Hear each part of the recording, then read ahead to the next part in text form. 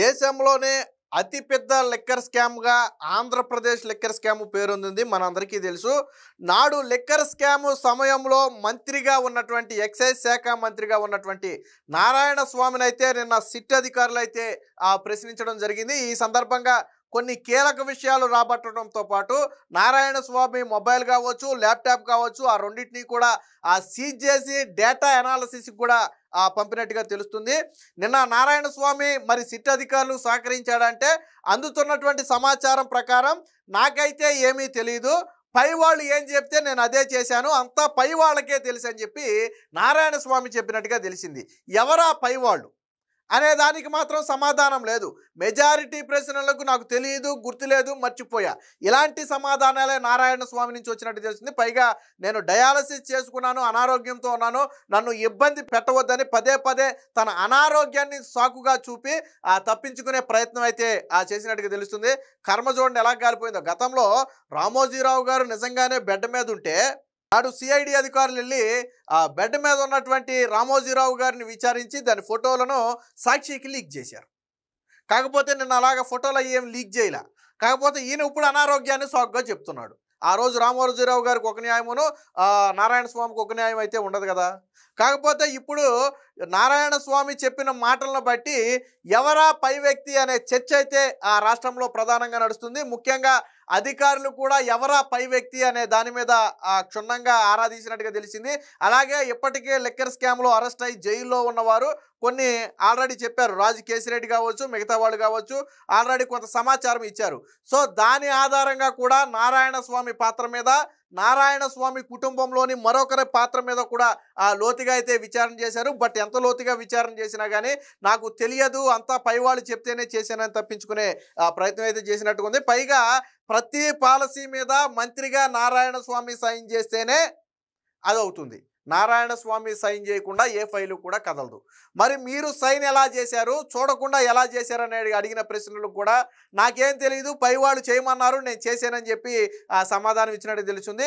So excise శాఖ మంత్రిగా ప్రతి నెల మీరు 50 లక్షల రూపాయలు మీకు అందేవంట కదా అని ప్రశ్నించినప్పుడు నాకెవరూ కూడా ₹1 ఇవ్వలేదు, అదంతా ఉత్తిదేనని చెప్పి నారాయణ స్వామి చెప్పినట్టుగా మనకైతే సమాచారం అందుతుంది. మొత్తంగా కాకపోతే నిన్న నారాయణ స్వామిని ఒక రకంగా అరెస్ట్ చేస్తారనే ఊపు ఎక్కువగా ఉంది. ఎందుకంటే విఆర్ఓలను కూడా పిలిచారు. అక్కడ విఆర్ఓని రమ్మన్నారు అంటే సాధారణంగా అరెస్టు జరుగుతుందనే ఊహాగానాలు రావడం సహజం. కాకపోతే ఎందుకు విఆర్ఓని రమ్మన్నారు అంటే ఈ మొబైలు, ల్యాప్టాప్ వీటిని సీజ్ చేసి పంచనామా వారి గవర్నమెంట్ అధికారులుగా, లోకల్ అధికారులుగా వాళ్ళ సమక్షంలో అయితే చేయటం జరిగింది. కానీ వైసీపీ నేతలు ఎవరు కూడా నిన్న నారాయణ స్వామిని కలిసే ప్రయత్నం కానీ లేదా విచారణ అడ్డుకునే ప్రయత్నం కానీ పెద్దగా చేయలే. ఏదో స్థానికంగా నారాయణ స్వామి అనుచరులు కొంతమంది అక్కడ గుమ్ముగూడారు అనుకోండి. బట్ నారాయణ స్వామి అరెస్ట్ అవుతాడని తెలిసిన వైసీపీ ఎందుకు లైట్ తీసుకుందనేది ఇక్కడ అర్థం కాని విషయం. మరొకసారి విచారణ కూడా రావాలని చెప్పి అయితే చెప్పడం జరిగింది. దీనికి సంబంధించి వారితో వచ్చింది, ఒకసారి చూద్దాం. అంతా పై వాళ్ళకే తెలుసు, వారి ఆదేశాలు పాటించా అంతే. సిట్ విచారణలో ఎక్సైజ్ శాఖ నాటి మంత్రి నారాయణ స్వామి వెల్లడి. మద్యం కుంభకోణం కేసులో 6 గంటల పాటు ప్రశ్నించినటువంటి సిట్టు సెల్ ఫోను, ల్యాప్టాప్ అయితే స్వాధీనం. ఉదయం 11 గంటల నుంచి సాయంత్రం 5 గంటల వరకు ఎవరైతే సిట్ అధికారులు ఉన్నారో వారి బాడీ వార్న్ కెమెరాలతో అయితే వెళ్ళడం జరిగింది. ఎందుకంటే అక్కడికి వెళ్ళిన తర్వాత నారాయణ స్వామి నన్ను తిట్టాడనొచ్చు, నన్ను కొట్టాడనొచ్చు, నాతో అపసభ్యంగా మాట్లాడాడనొచ్చు. కాబట్టి వాళ్ళంతా ఫుల్ ఫ్లెడ్జ్డ్గా పకడ్బందీగా వెళ్ళడం జరిగింది. ఒక ఐఏఎస్ అధికారితో పాటు 4 డిఎస్పీ స్థాయి అధికారులు అయితే నిన్న విచారణలో అయితే పాల్గొన్నట్టుగా అయితే తెలిసింది. ఆ సమయంలో లాయర్ను కూడా వచ్చి హల్చల్ చేస్తే లాయర్ను కూడా పైకి రానివ్వాల. వాస్తవానికి మీరు నోటీసులు ఇవ్వకుండా ఎలా వచ్చారు, ఆ ప్రశ్నలు నారాయణ స్వామిని అడిగే ప్రశ్నలు ఏంటో ముందు నాకు ఇవ్వండి అని చెప్పి లాయర్ వచ్చి హల్చల్ చేసే ప్రయత్నం చేసిన సిట్ అధికారులు సగ్గా కూల్గా మీకు ప్రశ్నలు ఇవ్వాల్సిన అవసరం మీకు లేదు, ఎక్కడా లాయర్కి ప్రశ్నలు చిట్ట ఇమ్మని ఎక్కడా లేదు. రెండోది, మేము 2 సార్లు నోటీసులు ఇచ్చిన నారాయణ స్వామి రాలేదు కాబట్టి మేము వచ్చాము, అవసరమైతే సిట్ కార్యాలయానికి కూడా తీసుకెళ్తాము, మీరు మధ్యలో ఇన్వాల్వ్ అవ్వద్దని సగ్గాళ్ళు స్మూర్తిగా చెప్తే పాపం లాయర్ కూడా కొద్దిగా సైడ్ అయిపోయినట్టుగా తెలిసింది. సో ఇక్కడ దీనికి సంబంధించి వార్త చూస్తే అన్ని పై వాళ్ళకే తెలుసు, నాకేం తెలియదు, వారి ఆదేశాలు పాటించా. ఇది వైసీపీ హయాంలో ఎక్సైజ్ శాఖ మంత్రిగా పనిచేసిన నారాయణ స్వామి సిట్ అధికారులకు ఇచ్చిన వాంగ్మూలం. మద్యం విధాన రూపకల్పన, ఆర్డర్లు, అలాగే ఆర్డర్లు జారీ, ఆటోమేటెడ్ నుంచి మాన్యువల్లోకి మార్చడం సహా ఇతర కీలక నిర్ణయాలు నిర్ణయాల గురించి తనకేమీ తెలియదని, అప్పట్లో ఉన్నత స్థానాల్లో కొనసాగిన వారికే తెలుసని వెల్లడించారు. మద్యం కుంభకోణం జరిగిన 5 ఏళ్ల పాటు కూడా ఈయనే మంత్రిగా ఉన్నాడు. విచిత్రం ఏంటంటే జగన్మోహన్ రెడ్డి హయాంలో మంత్రులు మధ్యలో మారారు. ఏదో ఒక ఆర్థిక మంత్రి ఈయన, ఏదో ముగ్గురు నలుగురు మినహాయించి మిగిలిన వాళ్ళందరూ శాఖలు మారారు. అవసరమైతే మినిస్టర్లు కూడా చాలా మందికి మారినాయి. బట్ 5 ఏళ్ల పాటు ఎక్సైజ్ శాఖ మినిస్టర్గా ఈయన ఉన్నాడు. ఎక్సైజ్ శాఖ కమిషనర్గానేమో వాసుదేవరెడ్డి 5 ఏళ్ల పాటు కొనసాగారు. పాపం వీళ్ళిద్దరిని మాత్రం మార్చలా. ఎక్సైజ్ శాఖలో మంత్రిని మార్చలా, అక్కడ అధికారిని మార్చలా. ఎందుకంటే వీళ్ళుంటే సాఫీగా జరిగిపోతుంది, మధ్యలో ఎందుకు మార్చడం? కాబట్టి జగన్మోహన్ రెడ్డి మార్చలేదు. సో 5 ఏళ్ల పాటు ఈయన మంత్రిగా వ్యవహరించారు. శుక్రవారం నాడు తిరుపతి జిల్లా పుత్తూరులోని ఆయన నివాసానికే, వాస్తవానికి సిట్ అధికారులు రమ్మని నోటీస్ ఇస్తే నాకు హెల్త్ బాగాలేదు, నేను రాలేనని సమాధానం చెప్తే సిట్ అధికారులు సరే మీరు రాలేకపోతే మేమే వస్తామని చెప్పి అధికారులే ఆయన దగ్గరికి వెళ్ళారు. సో మొత్తం ఉదయం 11 గంటల నుంచి సాయంత్రం 5 గంటల వరకు దాదాపుగా 100 ప్రశ్నలు అయితే అడిగినట్టుగా తెలుస్తుంది. ఆయన ల్యాప్టాప్, సెల్ ఫోన్ కూడా స్వాధీనం చేసుకుని ఫోరెన్సిక్ నిపుణులు అయితే తీసుకెళ్లారు. వాటి సమాచారాన్ని అయితే వెలికితీసే ప్రయత్నం అయితే చేస్తున్నట్టుగా తెలిసింది. ఈ వారంలో మరొకసారి సిట్ కార్యాలయానికి నారాయణ స్వామి రావాలని చెప్పి అధికారులు చెప్పినట్టుగా తెలుస్తుంది. బహుశా సిట్ కార్యాలయానికి వెళ్ళిన తర్వాత నారాయణ స్వామిని అదుపులోకి తీసుకోవచ్చు అనే ఊహాగానాలు అయితే కూడా ఉన్నాయి. దీనికి సంబంధించి సిట్ ఏం అడిగింది, ఆయన ఏం చెప్పాడనే దానికి సంబంధించి కొన్ని ఊహాగానాలు ఉన్నాయి, ఒకసారి చూద్దాం. సో అడిగిన అన్ని ప్రశ్నలకు కూడా పై వాళ్లే నిర్ణయాలు తీసుకున్నారని పదే జవాబు చెప్పారు. లిక్కర్ స్కామ్ లో కీలక సూత్రధారి రాజకేశిరెడ్డి మరియు ఇతర నిందితులు ఇచ్చిన వాంగ్మూలం ఆధారంగా కూడా కొన్ని ప్రశ్నలు స్పందిస్తే దానికి ఆయన ఎటువంటి సమాధానం కూడా ఇవ్వలేదు. వాస్తవానికి గత నెలలోనే నోటీస్ ఇచ్చి విచారణకు రమ్మంటే ఇప్పటి వరకు కూడా విచారణకైతే రాకుండా తప్పించుకున్నాడు. సో కేసు వేగం అవుతుంది కాబట్టి స్వయంగా అధికారులు అక్కడికి వెళ్ళడం జరిగింది.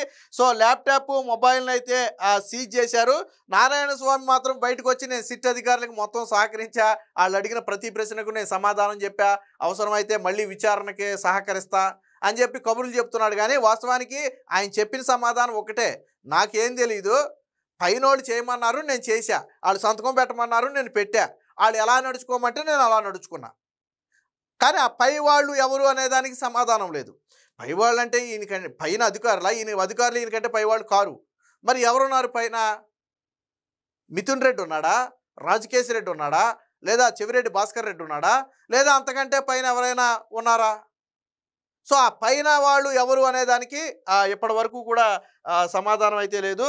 సో పుత్తూరు పట్టణం ఎస్బీఐ కాలనీలో నివసిస్తున్న నారాయణ స్వామిని ప్రశ్నించేందుకు పక్క ప్రణాళికతో అయితే వెళ్ళారు. ముందుగానే జిల్లా ఎస్పీకి సమాచారం ఇచ్చి బందోబస్తు ఏర్పాటు చేసుకున్నారు. సిట్ బృందంలో ఒక సీనియర్ ఐపీఎస్తో పాటు 4 డిఎస్పీ స్థాయి అధికారులు ఉదయం 11 గంటలకు బాడీ ఓర్న్ కెమెరాలతో నారాయణ స్వామి ఇంట్లోకి అయితే ప్రవేశించారు. 3 అంతస్తుల భవనంలో 2వ అంతస్తులో ఆయన కార్యాలయం ఉంది. ఆ కార్యాలయంలోనే విచారణ మొత్తం కూడా చేసినట్టుగా తెలుస్తుంది. ఈ సమయంలోనే ఇందాక నేను చెప్పినట్టుగా నారాయణ స్వామి లాయర్ ఒకళ్ళైతే హల్చల్ చేశారు. ఇక్కడ ఇంకో ట్విస్ట్ ఏంటంటే నారాయణ స్వామి విచారణ జరుగుతున్నంతసేపు వైసీపీ నాయకులు ఎవరు పెద్ద స్పందించలా. సాధారణంగా ఒక మంత్రి స్థాయి, గతంలో మంత్రి స్థాయి చేసిన వ్యక్తి మీద పోలీసులు అరెస్ట్ చేస్తున్నారనో విచారణ చేస్తున్నారనో తెలిస్తే పెద్ద ఎత్తున నాయకులు గుమ్ముకొడతారు. జగన్మోహన్ రెడ్డి వెంటనే స్పందించి ప్రెస్ మీట్లు పెట్టేవాడు. బట్ అలాంటివేవి కూడా నిన్న నారాయణ స్వామి విషయంలో జరగల. ఎందుకు ఏంటి అనేది ఇప్పటి వరకు ఎవరికి అంతు చిక్కని విషయం. అంటే నారాయణ స్వామిని వైసీపీ దూరం పెడుతుందా? దూరం పెట్టిన ఆయన రేపొద్దు నోరు విప్పితే ఎవరికి నష్టం? వాస్తవానికి మంత్రిగా నారాయణ స్వామి ప్రతి ఫైల్ మీద సంతకం చేశాడు. సంతకం చేసేటప్పుడు ఆ ఫైల్ ఏంటనేది అధికారులు ఖచ్చితంగా చెప్తారు, చెప్పకుండా ఏముండరు. ఫర్ ఎగ్జాంపుల్ ఆర్డర్లు ఉంది, ఆర్డర్లు అనేది ఆటోమేటిక్గా సిస్టమ్ వైజ్ జనరేట్ అయిపోవాలి. అంటే ప్రయారిటీ ఆర్డర్లో ఎవరికి ఎన్ని ఆర్డర్లు రావాలనేది ఆటోమేటిక్గా జనరేట్ అయిపోవాలి. కానీ ఆ ఆటోమేటిక్ విధానాన్ని తీసేసి మాన్యువల్ విధానం తెచ్చారు. అంటే ఏ అనే కంపెనీకి ఇన్ని, బి అనే కంపెనీకి ఇన్ని, సి అనే కంపెనీకి ఇన్ని అని వీళ్ళే డిసైడ్ చేస్తారు. దాంతోపాటు డిజిటల్ పేమెంట్లు మొత్తం తీసేసి క్యాష్ రూపంలో తీసుకున్నారు. దీంతోపాటు ఆర్డర్లు ఏదైతే మనం ఆహ్వానించి బిడ్డింగ్ వేసి తీసుకుంటామో అందులో కూడా అవకతవకలు జరిగాయి. అందుకే కదా పెద్ద కంపెనీలు రాలేదు, లంచం ఇచ్చిన కంపెనీలు వచ్చాయి, లంచం ఇచ్చే కంపెనీలే అమ్ముడయ్యాయి. సో ఇలా మొత్తం ప్రతి వ్యవహారం కూడా నారాయణ స్వామికి తెలుసు. ఖచ్చితంగా తెలియకుండా జరిగింది కాదు. కాకపోతే జగన్మోహన్ రెడ్డి మళ్ళీ ముఖ్యమంత్రి అవుతాడు కాబట్టి మనకేమి ఇబ్బంది ఉండదు కాబట్టి బహుశా మన జోలికి ఎవరు రాడు అనుకున్నాడో, లేదా ఏదైనా వస్తే మొత్తం జగన్మోహన్ రెడ్డి చూసుకుంటాడు అనుకున్నాడో తెలీదు కానీ మొత్తంగా జగన్మోహన్ రెడ్డిని నమ్మినందుకు మాత్రం ఈరోజు నారాయణ స్వామి అయితే చిక్కులో పడ్డాడు. ఖచ్చితంగా సిట్ అధికారులు ఈ వారంలో తమ కార్యాలయానికి విచారణకు రావాలని చెప్పి ఆదేశాలు అయితే ఇవ్వడం జరిగింది. సో ఖచ్చితంగా ఈసారి సిట్ విచారణకు వచ్చినప్పుడు నారాయణ స్వామిని అయితే అధికారులు అదుపులోకి తీసుకునే అవకాశం ఉంది. ఎందుకంటే అత్యంత కీలకమైనటువంటి వ్యక్తుల్లో మంత్రిగా ఈయన పాత్ర కూడా ఉంది. ఈయనకు తెలియకుండా జరిగింది, నాకు తెలియదు, పై వాళ్ళు చెప్తే చేశాను అన్నా కానీ అది చెల్లదు. వాస్తవానికి నిన్న జరిగినటువంటి విచారణ మొత్తం కూడా వీడియో రికార్డింగ్ తీశారు, మొత్తం కూడా రికార్డ్ చేశారు. రేపొద్దున అవసరమైతే కోర్టు ముందు కూడా ప్రవేశపెడతారు. రేపు కోర్టు అయినా అడుగుద్దా పై వాళ్ళు ఎవరు చెప్తే మీరు చేశారు? ఒక మంత్రిగా ఉండి నాకేం తెలియదండి వాళ్ళు పెట్టమంటే పెట్టానంటే కుదురుద్దా? ఒక మంత్రిగా ఉండి నాకేం తెలియదు అది ఫైల్ తెచ్చారు నేను సంతకం పెట్టానంటే చెల్లుద్దా? సో చెల్లదు, కోర్టులు కూడా యాక్సెప్ట్ చేయవు దాన్ని. కాబట్టి ఖచ్చితంగా నారాయణ స్వామి మెడకైతే ఉచ్చు బలంగా బీసుకోబోతుంది.